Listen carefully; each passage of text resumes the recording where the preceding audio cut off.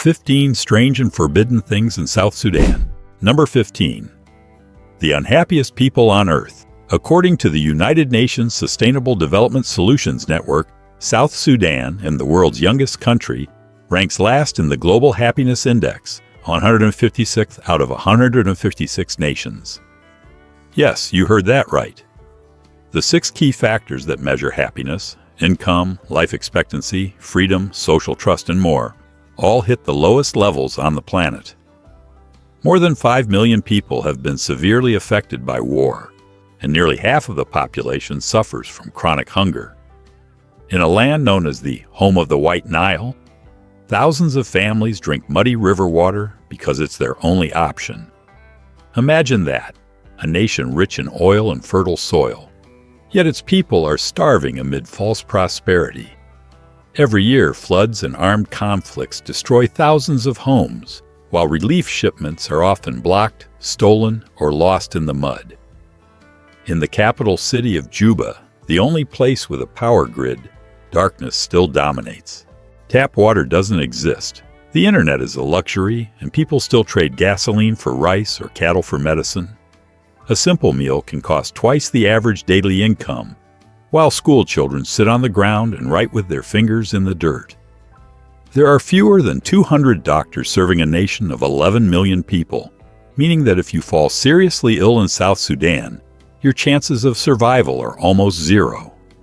Did you know the average life expectancy here is just 55 years, lower than Afghanistan during wartime and among the lowest in the world? Locals say they no longer dream of the future because every day is already a battle for survival. A country blessed with the Nile beneath, oil beneath the soil, and blue skies above. Yet its people still live in the shadows of hunger and fear. Number 14. A country without tourism. If there's a place in the world almost completely absent of tourism, it's South Sudan. Today, while a few ecologists visit to study its untouched nature, you'd be surprised to know the country has almost no paved roads, no official tourism infrastructure, and phone signals that can vanish for days. South Sudan was neglected by the North for decades. After gaining independence in 2011, the world expected it to rise like Rwanda, but instead, it sank into civil war and tribal conflict. While Rwanda welcomes over 1.2 million international tourists a year, South Sudan receives fewer than 7,000, most of whom are UN staff and war correspondents. Ironically, this nation possesses 3 forms of gold: the waters of the Nile, vast vegetation, and oil. It's home to the Sud wetland, one of the largest swamps on Earth, and the world's second-largest animal migration, which takes place across Boma-Bandingilo National Park. But unlike Tanzania, where tourists view lions and antelopes from 4x4 jeeps, in South Sudan, you'll need a pair of mud boots instead. According to the U.S. Department of State, there is no functioning tourism infrastructure.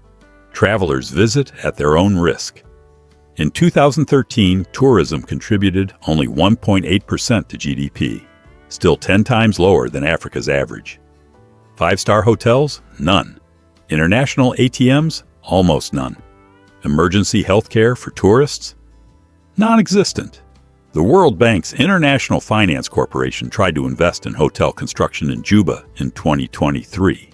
But for a country still struggling to find peace, the road to becoming a tourism paradise remains long and uncertain. Number 13. The groom must be beaten by his father-in-law. In the remote eastern highlands of South Sudan, where red earth stretches endlessly and radio waves are weaker than the sound of village drums, lives a small tribe called the Latuka, also known as the Otuho. They live simply, farming peanuts, corn, and yams, herding sheep and goats, a society without kings or police, guided only by village elders who act as living law. But within this peaceful communal life lies a marriage custom that shocks the modern world. To marry the woman he loves, a Latuka man must kidnap his bride and endure a beating from her father. This tradition has lasted for centuries. When a man loves a woman, he secretly takes her to his home, not to harm her, but to declare, I've chosen you." He then visits her family with elders and gifts to ask for her hand. If the father agrees, he beats the young man harshly, a symbolic acceptance. "The harder the beating, the stronger the love," one elder told the BBC. In a culture where dowries are paid in 30-50 cows, that beating is considered a traditional marriage certificate. However, the United Nations and human rights organizations condemn the ritual as hidden gender violence, saying it contradicts modern concepts of free will in marriage. In the West, weddings require signatures and legal vows, but in the Imatong Mountains, the signature is a scar across a man's back. Today, many young Latuka men in Juba have abandoned the bride kidnapping ritual, opting instead for formal engagements with cattle and gifts, like the Dinka and Nuer people. Yet in distant villages, where the sun still rises behind the baobab trees, many still believe a man is only truly recognized when he dares to take a beating for love. What do you think? Is it barbaric or the world's most fearless proof of love? Share your thoughts in the comments below. Number 12. Dancing or playing loud music after midnight is forbidden. It may sound trivial, but in a country still struggling with poverty, war, and darkness, silence after midnight is almost an unwritten law that everyone follows. The government in Juba once officially ordered all bars, weddings, and parties to close after 12 a.m., claiming it was to maintain order and protect community peace. Police patrols actually check, and any music played after curfew hours can get an entire event shut down. But the reason goes beyond law enforcement. In many rural areas of South Sudan, people believe that the night belongs to the spirits of their ancestors, and that loud drums or singing can wake the dead. Some village elders even warn that anyone who dares to dance after midnight could bring misfortune upon their entire tribe. It may sound superstitious, but in a nation where 90% of the population lives without electricity, nighttime is not just a time of day, it's an entirely different world. Number 11. The world's weakest passport. If you hold a South Sudanese passport, congratulations. You own one of the weakest passports on Earth. According to the Henley Passport Index 2025, South Sudanese citizens can travel visa-free to only 26 countries, most of them poor or unstable nations such as Uganda, Kenya, Ethiopia, Somalia, Eritrea, and Zimbabwe. That's over 160 fewer countries than citizens of Japan, Germany, or Singapore, the most powerful passports in the world. Ironically, South Sudanese citizens can't even freely travel to Sudan, the very country they separated from in 2011. After a 21-year civil war, relations remain tense. Despite sharing a border over 1,200 miles, 2,000 kilometers long, and the same Nile River, border crossings are often closed, and people must obtain special permits just to visit family or trade goods.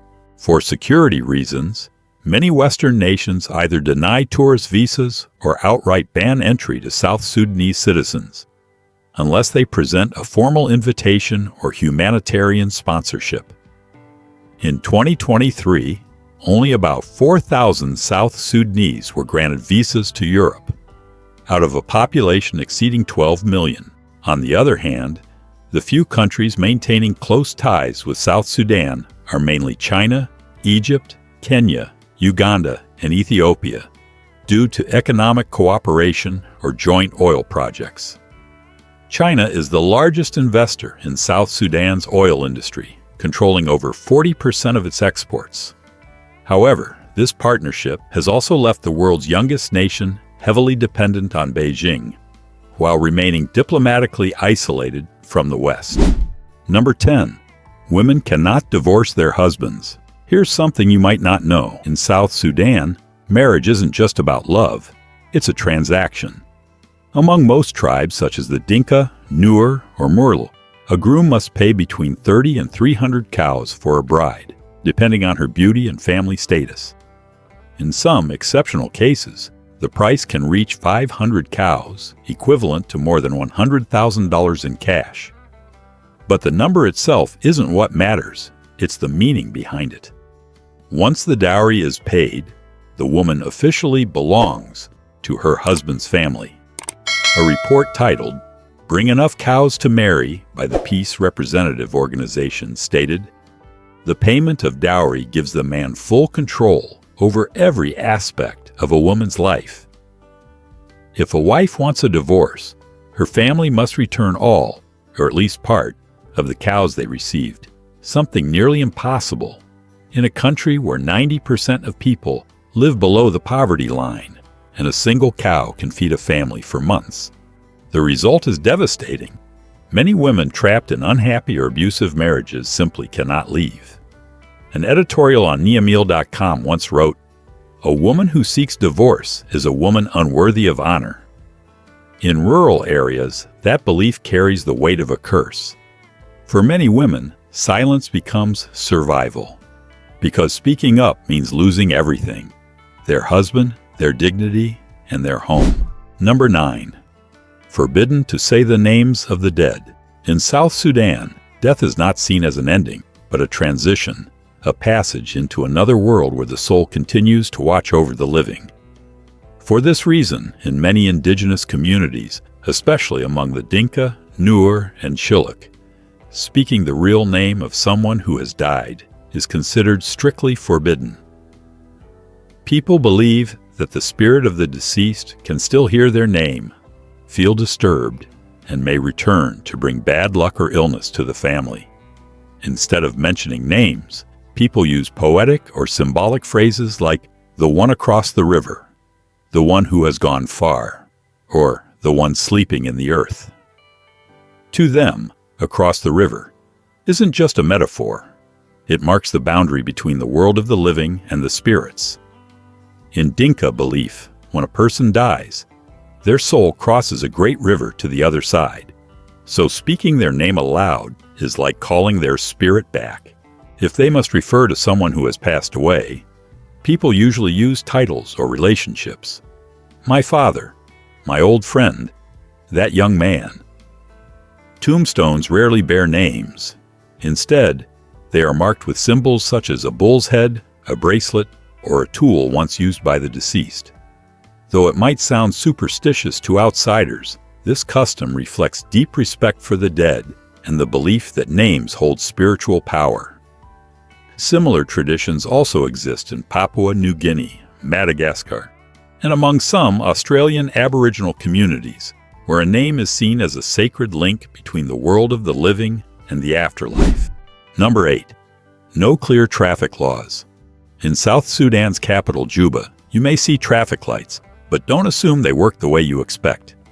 Here, a red light is mostly decoration. Whether drivers stop or go depends entirely on their mood. Local police have openly admitted to international reporters, "We don't have an official traffic law yet."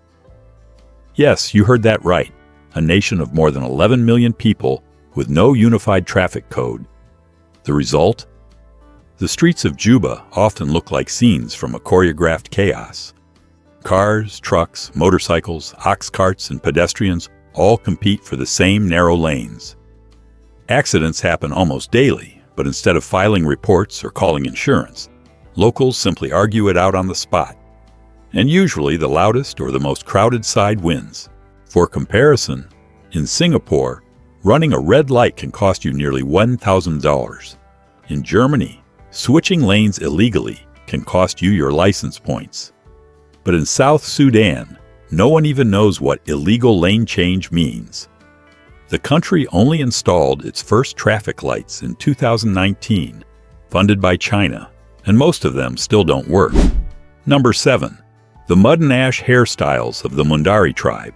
The Mundari, one of South Sudan's largest cattle herding tribes, have turned their hair into living sculptures, a sight that leaves most foreigners speechless.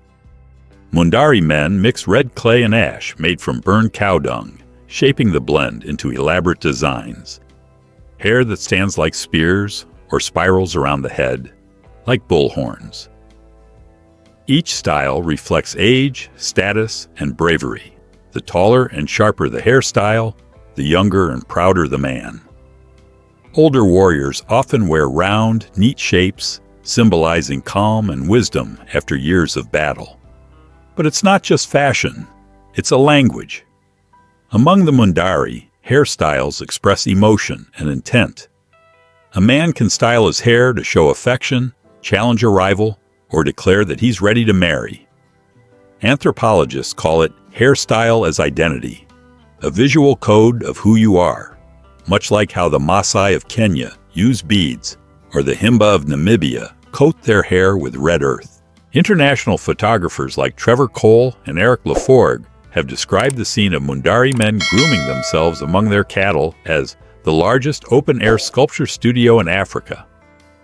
Interestingly, this ancient tradition has even inspired the global fashion world. During Paris Fashion Week 2022, a designer showcased a collection inspired by Mundari hairstyles, complete with white ash textures and spiral shapes reaching nearly 8 inches, 20 centimeters high. Number 6. Alcohol sales and drinking are banned on certain days. In South Sudan, several state laws and local decrees strictly prohibit the sale and consumption of alcohol on specific days, particularly during religious holidays, national memorials, and the National Day of Prayer. On these days, bars, markets, and even roadside stalls must shut down completely. Police patrols go door to door, warning or fining anyone who dares to violate the ban. This rule stems from a unique mix of civil law and traditional faith, a defining trait of South Sudan. Although the nation officially separated from Islamic Sudan in 2011 and is now predominantly Christian, around 60%, the influence of Sharia law and older spiritual customs remains strong. In regions such as northern Bahr el Ghazal and Warrap, drinking alcohol on a day of prayer is considered an offense to God. Violators can be punished by flogging or fined the equivalent of 10 goats, a penalty still recognized under local customary law. Locals call these occasions the Days of the Soul's Silence, when people must keep their minds clear to honor ancestors and pray for rain and prosperity. Some families even bury their bottles of alcohol in the sand as a symbolic act of locking away temptation, only to dig them up again after the festivities are over. Number 5. The world's largest swamp forest. Where the White Nile splits into countless tributaries lies one of Earth's least known natural wonders, the Sud, the largest swamp forest in the world. Covering an area of about 130,000 square kilometers, 50,000 square miles, 3 times the size of the Netherlands and nearly equal to the entire state of New York, the Sud appears from space as a vast green ocean. It's so massive that pilots often avoid flying directly over it because radar systems get jammed by clouds of mosquitoes. Yes, the swarms here are that dense. The Sud is a labyrinth of water, reeds, and mud, where even wooden boats can move only a few meters per hour. Locals call it the Sea of Grass, because you can walk all day thinking you're on land, until your feet sink into cold, sticky mud. The temperature averages above 95 degrees, 35 degrees. Humidity hovers near 100%, and for half the year the area is completely submerged. Yet amid this swampy hellscape thrives a spectacular ecosystem. Millions of flamingos, buffalo, white-eared antelope, Nile crocodiles, and even migrating elephants wading through the mire. Scientists describe the Sud as the green lung of East Africa for its ability to absorb millions of tons of carbon and regulate the region's climate. But for South Sudan's people, it's both a lifeline and a prison. Many villages remain isolated year-round. Humanitarian aid struggles to reach them, and only the bravest local fishermen dare to cross the milky, muddy waters. Number 4. The world's only unclaimed land. In the barren desert between Egypt and Sudan, there lies a patch of land so peculiar that no country wants it, a trapezoid-shaped territory known as Bir Tawil. Covering over 2,000 square kilometers, 770 square miles, it has no residents, no roads, no resources, and no flag. The story began with a colonial mapping error during British rule. The British drew two borders, one along the 22nd parallel, which placed Bir Tawal inside Sudan, and another tribal boundary that put it within Egypt. When Sudan gained independence in 1956, both countries fought over the Halib Triangle, a resource-rich coastal area on the Red Sea. To claim Halib, each nation had to reject ownership of Bir Tawal, and so neither did. The result, Bir Tawal became a no-man's land in the middle of the desert. Today, it's nothing but scorching sand and rock, with daytime temperatures surpassing 113 degrees 45 degrees. Yet its ownerless status has turned it into a symbolic fantasy for dreamers. In 2014, American Jeremiah Heaton trekked across the desert, planted a flag, and proclaimed it the Kingdom of North Sudan, naming his daughter a princess. 3 years later, Indian businessman Suyash Dixit declared it the Kingdom of Dixit. Then came Finnish adventurers Dmitri the Rors and Mika Ronkainen, who founded their own Kingdom of Mediatere. None of these nations have ever been officially recognized. With no government and no laws, Bir Tawal remains an enigmatic void, a haven for adventurers and fugitives alike. On world maps, it still appears as a blank space, one of the last unclaimed territories on Earth, a geopolitical mystery left untouched between two sovereign nations. Number 3. Everyone loves beads. In South Sudan, along the dusty red streets of Juba, a colorful trend is sweeping through the city. Everyone wears beads. Not just women, but also men. Teenagers, soldiers, and university students proudly wear vibrant strings of beads around their necks, wrists, or even waists. According to African Culture TV, nearly 70% of young people in Juba wear at least one type of traditional bead jewelry every day. These beads trace their origins to ancient tribes such as the Dinka, Nuer, and Bari, where each color carries a sacred meaning. Blue symbolizes youth and the Nile River. Red stands for courage. Yellow represents faith and sunlight. And white embodies peace, something the people of South Sudan have sought for decades. During weddings, coming-of-age ceremonies, or religious rituals, people exchange beads as a blessing for safety and harmony.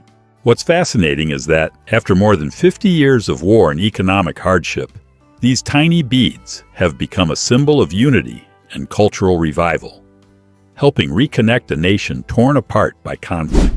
Number 2. The cosmetics and armor of South Sudanese men. Across the smoky white plains of South Sudan, where fine ash coats the ground and herds of cattle steam in the morning air, men of the Dinka and Mundari tribes have a secret that astonishes outsiders.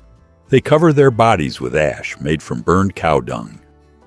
What may look strange to foreigners is to them a sacred act of beauty, strength, and manhood. Each morning, young men burn dried cow dung, collect the soft white ash, and mix it with water or sweat into a smooth paste. They spread it across their faces, shoulders, chests, even their hair. The ash gives their skin a silvery glow, repels mosquitoes and flies, absorbs sweat, and prevents sunburn in the blistering heat. Anthropologists note that it even helps reduce body odor, allowing the men's sacred cattle to stay calm around them. But this ritual goes far beyond hygiene or beauty. It marks the rite of passage into manhood. Among the Mundari, boys begin living with the cattle after puberty, and only when their bodies are covered in white ash are they considered true men. Every streak of ash tells a story of tribe, courage, and identity. To outsiders, it may seem like body art.